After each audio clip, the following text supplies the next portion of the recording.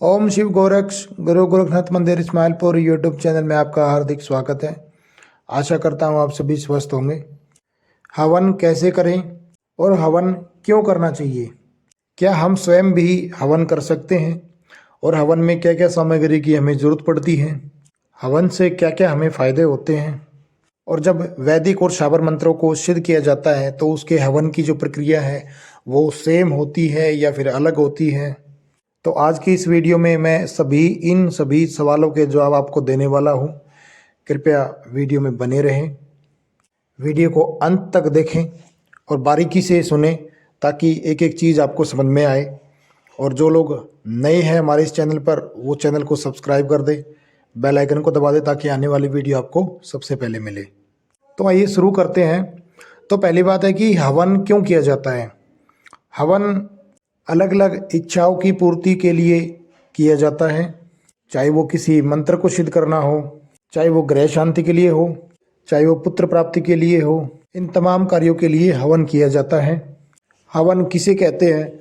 देखो भाई, पहले जो था कि हवन के लिए पहले 80 ईंटों का बड़ा एक हवन कुंड बनाया जाता था और उस पर रंगोली बनाकर अच्छे से उसको गोबर से पहले लीप कर उसको बढ़िया से मजबूत बनाकर और तब उस पे रंगोली बनाकर तब उस पे हवन किया जाता था उसके अंदर। अब तो क्या है कि अब तांबे के पात्र के अब तो मार्केट में मिल जाते हैं, लोहे के बना देते हैं। अभी भी जब कहीं कहीं भी जो बड़ी पूजा होती है तब वहाँ पे इसी तरीके से बनाया जाता है। परंतु आपको जो करना है वो आप जब छोटा हवन आपको जो अपने गृहस्थ जीवन में अगर आपको करना है, जैसे आपको रेगुलर अपनी पूजा साधना के लिए जो भी हवन लेना है, तो उसके लिए आप हवन कुंड आप मार्केट से जो आता है वो आप ले सकते हैं। वो आपको मिट्टी के शकोरिया टाइप भी मिल जाएगा, आपको लोहे का मिल जाएगा, आपको तांबे का मिल जाएगा। तो आपको हर तरीके का मिल सकता है, मार्केट में अवेलेबल है। और अगर यह भी आप नहीं ला सकते हैं तो आप चारों तरफ ईंट लगाकर आप उसमें भी आप हवन कर सकते हैं। देखो भाई, जो वैदिक मंत्रों का जो हवन होता है वो बहुत ही विधि विधान से किया जाता है। उसके लिए तो ये मान लो आपको संस्कृत के बहुत सारे मंत्र आपको याद करने होंगे और उनके माध्यम से ही उस हवन को संपूर्ण किया जाता है। उसमें जैसे आचमन का मंत्र, पवित्र का मंत्र जो पंडित जी बोलते हैं, ओम मैं पवित्र पवित्र हुआ सर्वावस्थांगतो पीवा। इसके अलावा भोग लगाने का जो मंत्र होता है वो है, दिया जलाने का मंत्र, संकल्प के लिए मंत्र, अग्नि प्रज्वलित करने का मंत्र।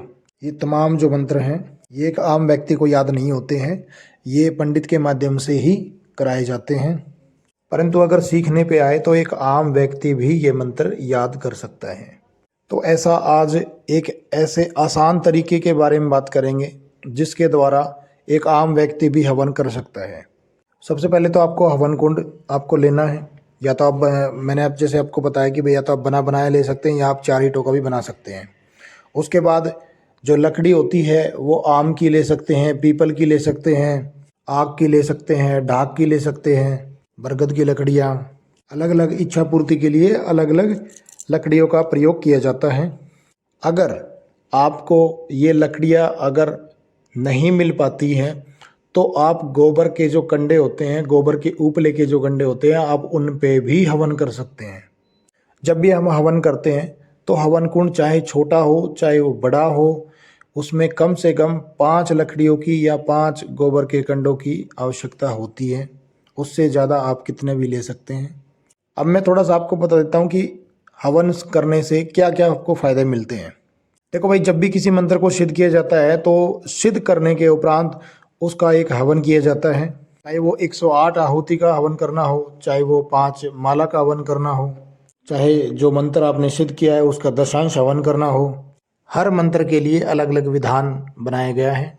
और साथ साथ जैसा कि मैंने पहले बताया था कि ग्रह शांति के लिए, पुत्र प्राप्ति के लिए, धन प्राप्ति के लिए, ग्रह दोष को मिटाने के लिए, विद्या प्राप्ति के लिए, शक्ति प्राप्ति के लिए, पितृदोष मिटाने के लिए, इन सारे तमाम कार्यों के लिए हवन की आवश्यकता पड़ती है।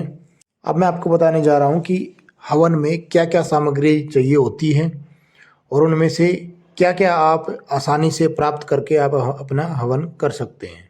जैसे कई लोगों को होता है कि बहुत सारी चीज़ें जो हवन में ली जाती है वो सारी चीज़ अगर नहीं मिल पाती है उनको, तो उनमें से कि कौन सी ऐसी चीज़ें होती है जिनके माध्यम से वो हवन अपना संपूर्ण कर सकते हैं।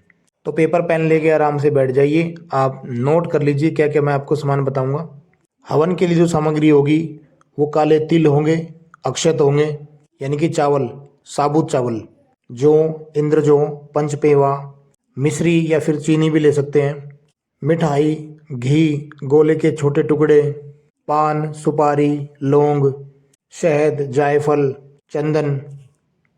चंदन का जो सफ़ेद बुरादा होता है वो चाहिए होता है, चंदन की लकड़ी, गोबर का उपला, फल, आम की लकड़ी या पीपल की लकड़ी, ये जो भी मैंने लकड़ियाँ बताई वो बरगद की हो या आम की हो, डाक की हो, गुग्गल, लोबान, पीली सरसों, फूल, कपूर, हवन की सामग्री। अब ये जो मैंने आपको चीज़ें बताई है इन सब का प्रयोग अलग अलग जो तरीके के हवन किए जाते हैं उनमें इनका प्रयोग किया जाता है, परंतु हमें कौन सी ऐसी सामग्री चाहिए जो सबसे कम हो और हमारा हवन भी संपूर्ण हो जाए, जो कि हम अपने घर पे भी हवन कर सकते हैं। तो वो सामग्री भी मैं आपको एक बार बता देता हूँ।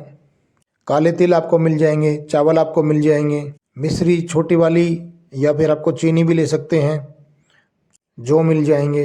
हवन सामग्री, गोले के छोटे टुकड़े, लौंग, घी और पीपल की लकड़ी। बस ये आपको सामग्री चाहिए किसी भी मंत्र को सिद्ध करने के लिए या कोई भी इच्छा प्राप्ति के लिए। अब करना क्या है कि आपको काले तिल, जौ और चावल ये सब आपको छोटे टुकड़े जो गोले के हैं उनके साथ आपको मिला लेना है, घी में मिला लेना है और उसके अंदर सामग्री मिक्स कर लेनी है।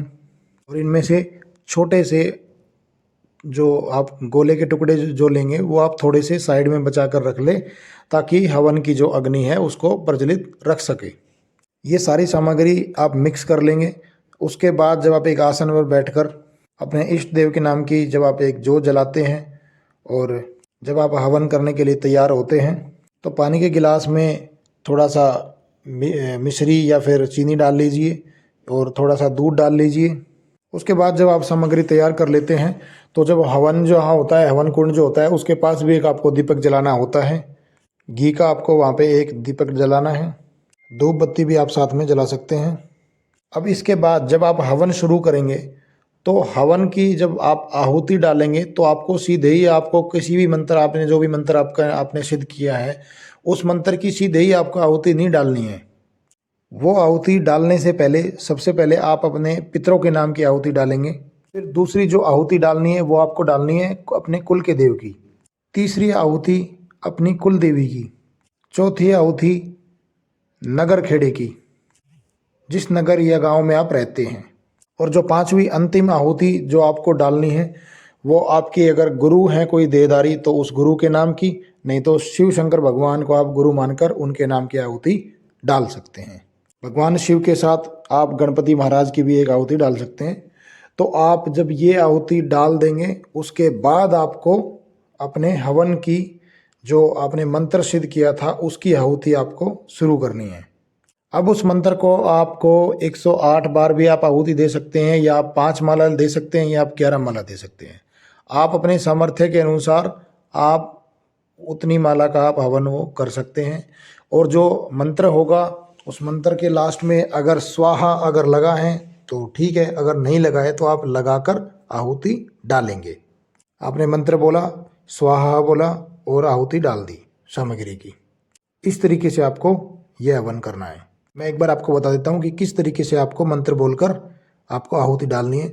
जैसे ओम नमः शिवाय ही मंत्र है तो ओम नमः शिवाय स्वाहा, ओम नमः शिवाय स्वाहा, ओम नमः शिवाय स्वाहा। पितरों का अगर कोई मंत्र है तो ओम पितराय स्वाहा, ओम पितराय नमः स्वाहा, ओम पितराय नमः स्वाहा। इस तरीके से आपको ये आहुतियाँ अपनी संपूर्ण करनी है। स्वाहा जो है वो अग्निदेव की पत्नी का नाम है और जब अग्नि में स्वाहा बोलकर हम आहुति डालते हैं तो हमारी आहुति देवताओं तक स्वीकार होती है। हमारा जो भोग प्रसाद है वो देवताओं तक पहुंच जाता है और स्वीकार हो जाता है। सारी आहुतियाँ संपूर्ण होने के बाद आपको जल का भोग लगाना है और जल का भोग लगाने से पहले आपने अगर कोई भोग प्रसाद बनाया है, हलवा, पूड़ी, सब्जी या खीर, या कोई आपने मिठाई लेकर आए हैं तो मिठाई का आप भोग लगा सकते हैं। वो लगाने के बाद आपको उसमें जल के छींटे लगा देने हैं, इनकी जल ग्रहण करा देना है हवन को। अब इसमें जो मैंने हवन की जो सामग्री आपको पहले बताई थी, आप उसमें से अगर अपनी सामर्थ्य के अनुसार उसमें से ले सकते हैं तो आप वो सारी सामग्री आप ले सकते हैं और विधि विधान से आप हवन कर सकते हैं, परंतु अपने सामर्थ्य के अनुसार ही।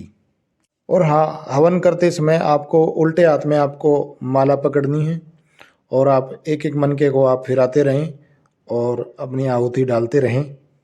या आप एक इलेक्ट्रॉनिक एक मंत्र काउंटर भी एक आती है, तो वो भी आप ऑनलाइन अमेजोन के से या फ्लिपकार्ट से आप वो भी मंगा सकते हैं।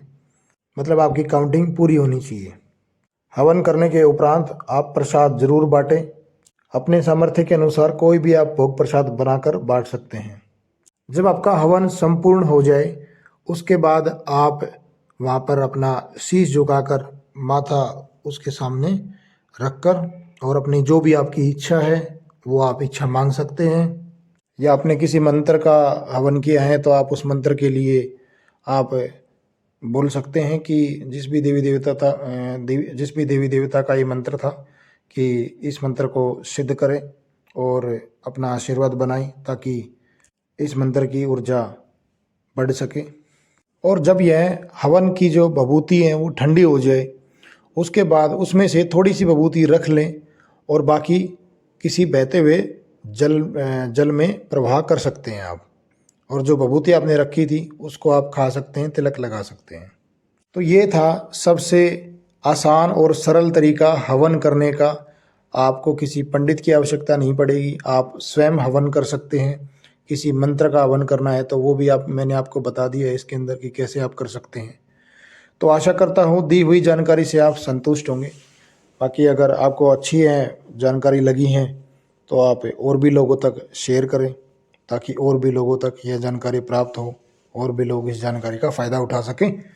बाकी हम मिलते हैं एक नई वीडियो के साथ। जब तक के लिए ओम शिव गोरक्ष, हर हर महादेव।